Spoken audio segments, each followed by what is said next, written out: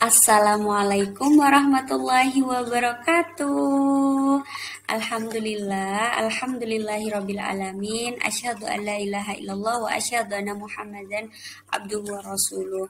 Pertama-tama, marilah kita panjatkan puji syukur kita atas nikmat yang telah Allah berikan, karena pada saat ini kita masih diberikan kesempatan untuk terus belajar, untuk terus menimba ilmu, untuk terus berusaha menjadi yang terbaik. Awalnya selamat untuk anak-anaknya Ustazah sekarang sudah menjadi seorang remaja, ya, sudah menjadi seorang remaja, dan pada hari ini kalian sudah dinyatakan resmi untuk menjadi siswa di SMP Unggulan Aisyah Bantul. Oke, anak-anak, pada kesempatan kali ini ada pembelajaran kemuhammadiyahan, ya. Kemuhammadiyahan di sini kita akan belajar tentang mengenai banyak apa itu Muhammadiyah, terus apa saja amal usaha Muhammadiyah, dan Muhammadiyah itu fokusnya di mana, seperti itu. Tetapi untuk pembelajaran kemuhammadiyahan di kelas 7 pada semester 1 ini kita akan belajar 3 bab di kemuhammadiyahan. Yang bab pertama itu adalah perguruan Muhammadiyah yang akan Ustazah bahas pada hari ini. Terus yang kedua adalah sejarah hidup dan kepribadian tokoh pendiri Muhammadiyah. Dan yang ketiga, bab 3 adalah akhlak pelajar Muhammadiyah. Anak-anak, untuk yang di SD-nya di Muhammadiyah maupun di Aisyah itu pastinya sudah tahu ya tentang apa sih Muhammadiyah. Terus pasti sudah sering tentang IPM itu apa, tentang amal usaha Muhammadiyah itu apa saja, tentang perguruan Muhammadiyah itu apa saja. Itu sudah banyak kita tahu seperti itu ya. Dan selanjutnya adalah Ustazah Saibah akan menjelaskan bab pertama tentang perguruan Muhammadiyah, yang pada hari ini Ustazah Saibah akan menjelaskan tentang sejarah perguruan Muhammadiyah berdiri dan fungsi perguruan Muhammadiyah, seperti itu. Nah, di gambar ini kalian sudah melihat ternyata ada ada Universitas Muhammadiyah Surakarta. Ini adalah salah satu perguruan tinggi Muhammadiyah yang letaknya ada di Surakarta, ya. Jadi ini adalah ini bangunan yang baru, ya. Jadi ini merupakan perguruan tinggi Muhammadiyah yang sangat besar, ya, di Jawa Tengah, seperti itu. Dan ini merupakan suatu bentuk keberhasilan dari seorang Kiai Haji Ahmad Dahlan yang mempunyai ide dalam mendirikan pendidikan yang lebih modern, seperti itu. Dan gambar satunya itu adalah gambar kakak kelas kalian yang sekarang sudah lulus, ya. Dan salah satu juga perguruan Muhammadiyah itu adalah SMP Unggulan Aisyah, seperti itu, ya. Oke, yang pertama adalah yaitu tadi, tak kenal maka tak sayang. Jadi agar kenal, maka kita akan berkenalan dulu dengan siapa pendiri Muhammadiyah. Mungkin yang sudah sekolahnya di Muhammadiyah sudah tahu, ya, bahwa pendiri Muhammadiyah itu adalah seorang laki-laki yang mempunyai otak yang cerdas, mempunyai otak yang brilian, dan mempunyai hati yang sangat bisa dibilang itu adalah sangat baik sekali, sehingga beliau satu orang awalnya yang mempunyai ide, yang mempunyai kepedulian terhadap orang lain, seperti itu. Dan yang selanjutnya adalah tentang sejarah perguruan Muhammadiyah. Nah, sejarah perguruan Muhammadiyah itu tidak terlepas dari peran satu orang laki-laki ini yang kita kenal sebagai Kiai Haji Ahmad Dahlan. Jadi Kiai Haji Ahmad Dahlan ini adalah pendiri pertama, ya, Muhammadiyah, dan orang pertama yang berhasil mendirikan pendidikan di Indonesia yang basisnya adalah keislaman. Seperti itu ya. Jadi apa sih yang bisa kita kenal dari Kiai Haji Ahmad Dahlan tersebut? Kita lihat dulu ya.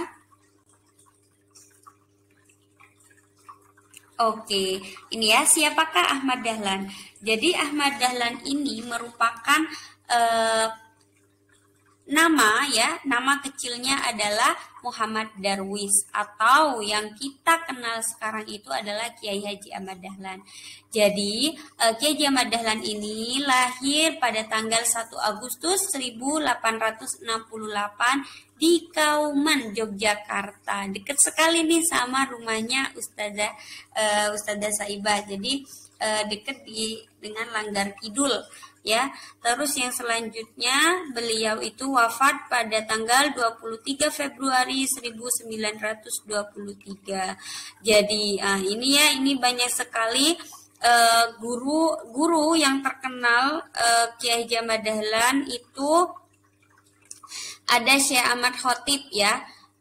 Terus ada Muhammad Abdu Ibnu Taimiyah. Jadi Kiai Haji Ahmad Dahlan itu berdiri, maksudnya belajar bersama guru-guru yang hebat di Timur Tengah, sehingga beliau mempunyai perangai yang sama kepeduliannya kepada orang lain, karena juga beliau merupakan murid dari Muhammad Abdu. Muhammad Abdu ini adalah pencetus atau pendiri pembaharuan di Timur Tengah. Anak-anak, jadi bayangkan betapa bangganya kalian menjadi atau lahir yang dimana di Yogyakarta itu merupakan banyak pahlawan, banyak orang-orang akademisi, banyak orang-orang yang berhasil terlahir di Yogyakarta. Jadi sungguh bersyukur kalian menjadi bagian daripada itu. Oke, dan Ahmad Dahlan ini juga merupakan atau lahir dari seorang bapak bernama Kiai Haji Abu Bakar dan ibunya bernama Siti Aminah. Jadi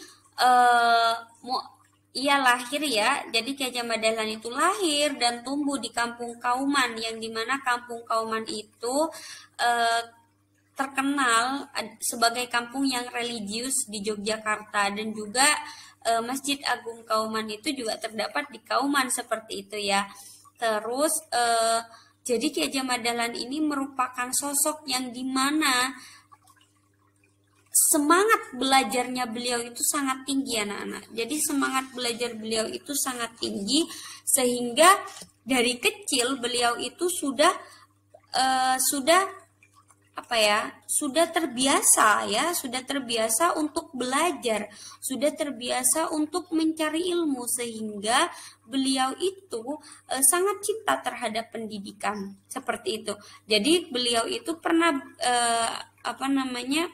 yang beliau itu belajar kepada Muhammad Abdu di Timur Tengah. Jadi beliau itu pernah belajar di Mekah pada saat itu ya. Terus istri beliau bernama Siti Walidah, yang dimana Siti Walidah itu merupakan pendiri Aisyah pertama, atau kita tahu nama sekolah kita adalah SMP Unggulan Aisyah, itu adalah miliknya Aisyah ya. Jadi lembaga pendidikan yang dimana berdiri atau didirikan oleh Aisyah, seperti itu. Banyak sekali ya untuk cerita Kiai Haji Ahmad Dahlan. Nanti anak-anak bisa membaca bagaimana sejarah Kiai Haji Ahmad Dahlan, dan juga nanti juga akan ada suguhan film yang dimana akan membahas tentang sang pencerah, seperti itu. Oke, selanjutnya kita fokus ke perguruannya ya. Jadi yang selanjutnya adalah ya alasan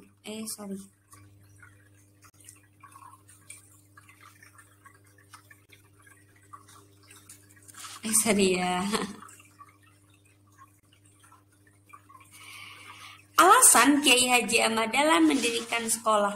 Jadi pada masa penjajahan ya, pada masa penjajahan di situ banyak, maksudnya sudah ada, karena di masa penjajahan itu juga ada atau terlahirnya Islam di Indonesia seperti itu, yang kita tahu bahwa Islam itu awalnya berada di masyarakat Arab, dan karena banyaknya perdagangan, banyaknya sektor-sektor yang dimana orang-orang Jazirah Arab juga pergi ke Indonesia untuk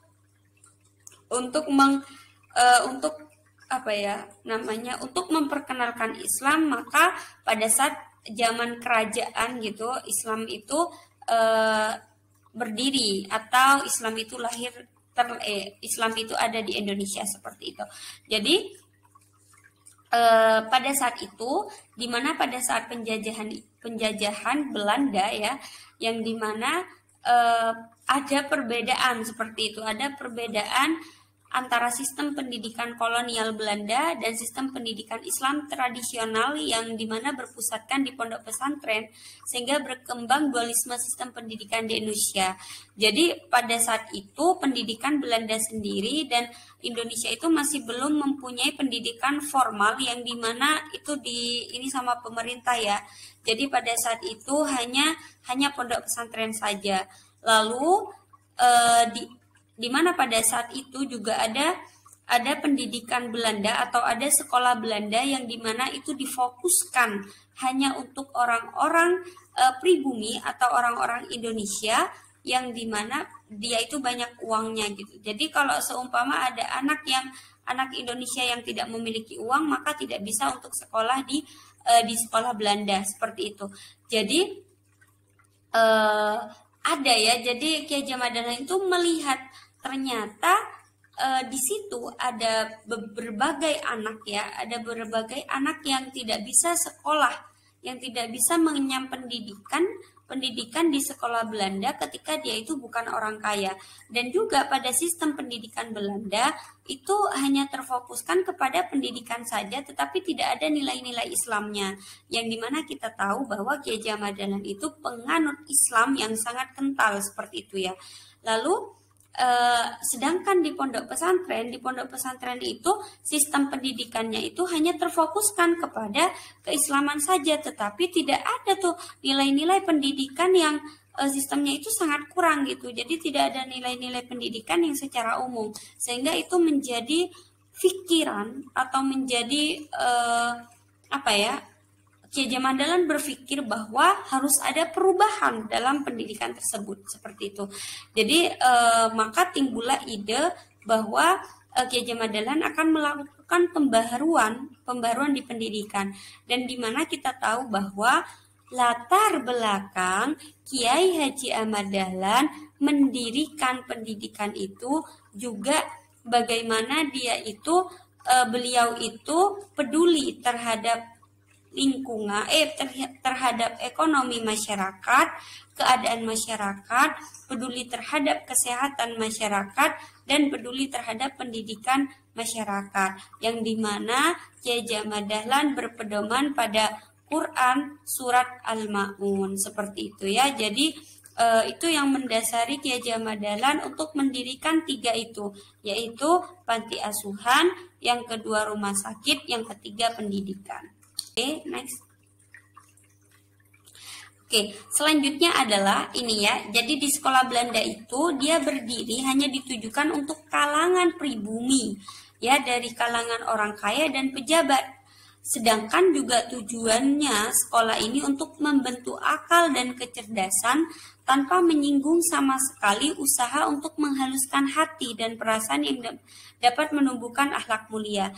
Jadi yang tadi Ustazah sudah sampaikan bahwa sekolah Belanda itu hanya fokus kepada bagaimana membentuk anak dari akal dan kecerdasan secara umum, tetapi tidak membahas tentang bagaimana anak itu bisa mempunyai perilaku yang baik. Tidak diajarkan seperti itu. Jadi nanti kalau kalian itu menonton sang pencerah, maka akan tahu bagaimana sistem pendidikan Belanda pada masa itu.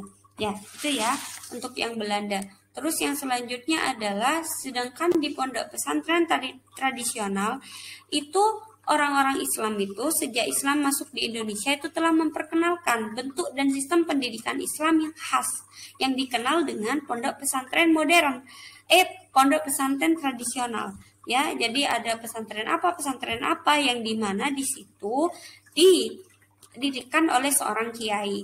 Jadi sistem pendidikan yang dibangun di pondok pesantren tersebut itu tidak mengenal kelas, terus tidak mengenal lama belajar, terus nggak ada evaluasi juga, sehingga menyebabkan tidak seimbangnya perkembangan pribadi santri. Jadi santri itu hanya diajarkan keislaman saja, tetapi tidak ada sistem yang baik dari sekolah tersebut, dari pondok pesantren tersebut, dan juga tidak ada tuh yang namanya batas-batas kelulusan seperti itu. Nah, jadi seorang santri dinyatakan selesai atau tidak dalam menuntut ilmu di pesantren tradisional itu ditentukan oleh seorang kiai seperti itu. Jadi yang diajarkan itu hanya ilmu-ilmu agama saja seperti bahasa Arab, nahwu, sorof, tauhid, tasawuf, dan tajwid. Jadi pure itu bahasanya masalah keislaman. Tetapi kan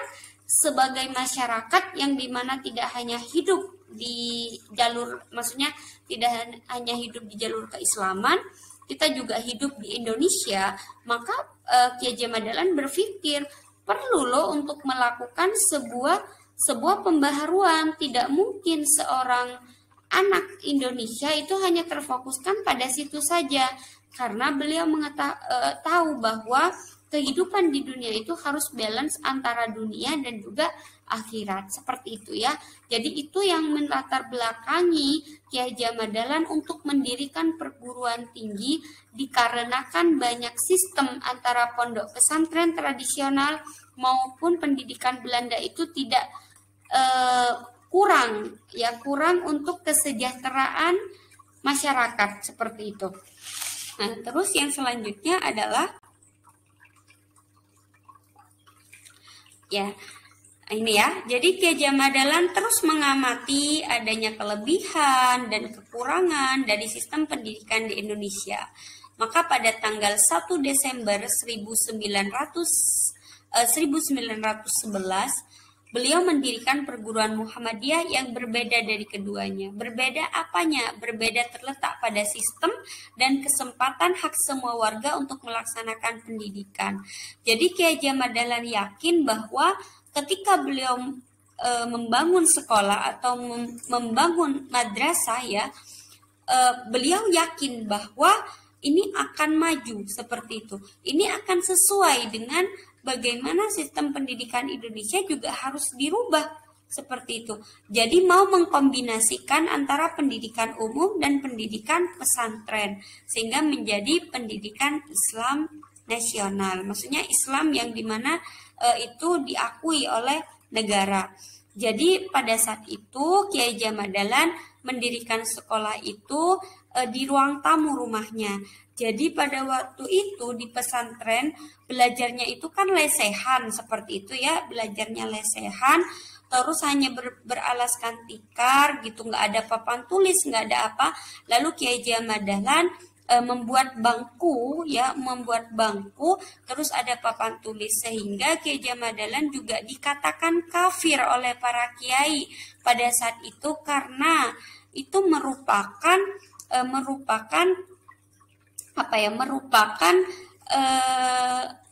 fasilitas yang dimana di sekolah Belanda itu ada seperti itu. Nah, jadi dari kelasnya, terus dari cara belajarnya itu sama Kiai Haji Ahmad Dahlan diperbarui. Itu ya. Jadi Kiai Haji Ahmad Dahlan mau ngebangun sekolah aja itu penting untuk pendidikan orang lain, itu masih saja banyak sekali tantangannya. Seperti itu ya, Nak. Jadi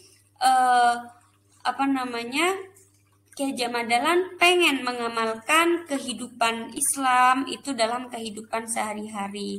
Jadi akhirnya pelan namun pasti usaha Kiai Haji Ahmad Dahlan dalam merintis dan mendirikan perguruan Muhammadiyah mendapatkan tempat di hati masyarakat. Jadi pada saat itu dari waktu ke waktu jumlah perguruan tinggi di Muhammadiyah itu sangat banyak. Nggak cuma jumlah perguruan tinggi, tetapi pendidikan lainnya seperti SMP, SMA, terus TK, terus SD itu banyak sekali. Seperti itu ya. Oke, kita lanjut ini ya. Akhirnya jumlah perguruan Muhammadiyah per 2020 ini yang untuk perguruan tinggi. Perguruan tinggi itu seperti kampus seperti itu ya. Jadi untuk yang kuliah itu berdasarkan data Majelis Dikti Litbang PP Muhammadiyah ada 162 perguruan tinggi Muhammadiyah dan Aisyah hingga Agustus 2020. Di antara itu berbentuk 60 universitas, 82 sekolah tinggi, 6 akademi, 9 institut, dan 5 politeknik. Jadi nanti pada saatnya kalian juga akan merasakan apa sih perguruan tinggi itu. Itu ya, nah itu untuk yang jumlah perguruan tinggi di Muhammadiyah per 2020. Lalu yang selanjutnya, jumlah sekolah, ya ini Ustazah contohkan jumlah sekolah yang ada di DIY.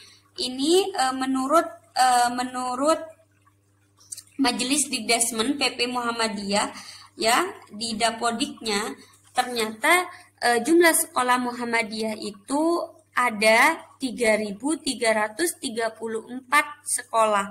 Nah, dan ini Ustazah contohkan jumlah di DIY TK ada 241 dan SD 87, SMP 27 dan SMA 46. Sehingga semuanya ada 401 sekolah di DIY. Sedangkan di provinsi lainnya seperti Banda Aceh itu terdapat 33, terus di Sumatera Utara itu terdapat 195 sekolah, di Sumatera Barat itu ada 61, di Riau itu ada 79, dan di Kepulauan Riau itu ada 13, Jambi ada 21, Sumatera Selatan ada 160, dan ini lanjut kalau di Jakarta itu ada 83, Lampung 176, sedangkan di Jawa Tengah itu terdapat 719 sekolah, dan di Jawa Timur itu ada 479 sekolah. Nah, jadi memang banyaknya sekolah itu ada di Jawa. Ya, jadi ada di Jawa Timur, ada di Jawa Tengah, di DIY itu banyak sekolah-sekolah Muhammadiyah. Sedangkan ini yang paling sedikit itu di Sulawesi Tenggara, itu hanya ada 9 sekolah. Oh, paling sedikit itu juga Sulawesi Barat. Jadi di bagian Sulawesi itu paling sedikit ada 5 dan 9. Itu ya, Nak. Itu untuk contoh-contoh perguruan tinggi Muhammadiyah. Sehingga jika di total itu sekolah Muhammadiyah dan Aisyah. Jadi ada 3.334 dan salah satunya adalah SMP Unggulan Aisyah Bantul merupakan amal usaha dari Muhammadiyah di bidang pendidikan. Itu ya. Terus yang selanjutnya adalah apa sih sebenarnya fungsi perguruan dari Muhammadiyah? Yang pertama adalah fungsi pendidikan, yang kedua fungsi pelayanan, dan yang ketiga fungsi dakwah, yang keempat fungsi kaderisasi. Jadi di Muhammadiyah, karena Muhammadiyah ini merupakan organisasi Islam yang dimana itu fokusnya pada dakwah amar ma'ruf nahi mungkar, maka di situ tidak hanya di proses pendidikan pun Muhammadiyah itu tetap niatnya adalah dakwah. Jadi di fungsi pendidikan itu Persyarikatan Muhammadiyah menjadi sarana untuk membantu orang-orang yang tidak mampu supaya dia bisa bersekolah. Nah, jadi itu karena pada sistem pendidikan Belanda itu hanya dikhususkan untuk orang-orang pribumi yang kaya raya seperti itu. Jadi di Muhammadiyah itu orang-orang yang tidak mampu juga bisa bersekolah di Muhammadiyah. Terus yang selanjutnya fungsi pelayanan. Maksudnya itu adalah perguruan Muhammadiyah merupakan sarana untuk melayani masyarakat yang membutuhkan bantuan. Jadi selain itu, perguruan Muhammadiyah juga melayani semua peserta didik, orang tua, masyarakat sekitar dengan sebaik-baiknya. Itu adalah fungsi dari perguruan Muhammadiyah. Yang selanjutnya adalah fungsi dakwah. Jadi jadi pendidikan di Muhammadiyah itu merupakan sarana kemaslahatan untuk bagaimana mengajarkan dan mengamalkan kebaikan seperti itu untuk kemaslahatan orang banyak. Jadi melalui perguruan tinggi Muhammadiyah ini ditanamkanlah nilai-nilai keislaman seperti keimanan, ketakwaan, dan akhlak mulia.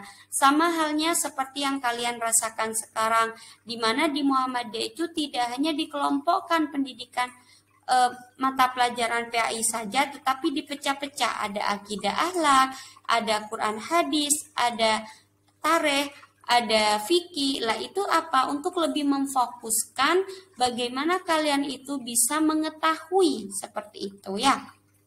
Nah, terus dan juga kan banyak sekali tuh bagaimana cara guru di SMP Muhammadiyah melayani siswanya. Itu juga merupakan fungsi pelayanan dari sekolah Muhammadiyah. Dan yang selanjutnya adalah fungsi kaderisasi, di mana di SMP Unggulan Aisyah Bantul juga ada yang namanya IPM, Ikatan Pelajar Muhammadiyah, yang dimana sebenarnya tujuannya itu adalah mengkader anak-anak untuk bisa berproses di organisasi, untuk bisa mengembangkan dirinya seperti itu. Jadi supaya juga bisa mengenalkan dan membentuk alumninya menjadi calon pemimpin Muhammadiyah yang sanggup dan mampu meneruskan estafet perjuangan. Itu ya Nak, jadi fungsi dari perguruan Muhammadiyah. Semoga penjelasan Ustazah tidak terlalu melebar, juga tidak kalian paham dengan penjelasan Ustazah Saibah untuk kemuhammadiyahan di bab 1 ini. Jadi nanti ada banyak juga visi dan misi perguruan Muhammadiyah, terus ciri khasnya perguruan Muhammadiyah seperti apa. Itu nanti Ustazah akan jelaskan di lain waktu, jadi agar tidak terlalu banyak yang harus kalian dengarkan pada materi ini, dan mohon maaf sekali karena memang banyak keterbatasan yang harus kita jalankan karena kita nggak bisa bersama-sama seperti itu. Semoga apa yang Ustazah sampaikan bisa bermanfaat untuk kalian. Kurang lebihnya Ustazah mohon maaf. Assalamualaikum warahmatullahi wabarakatuh.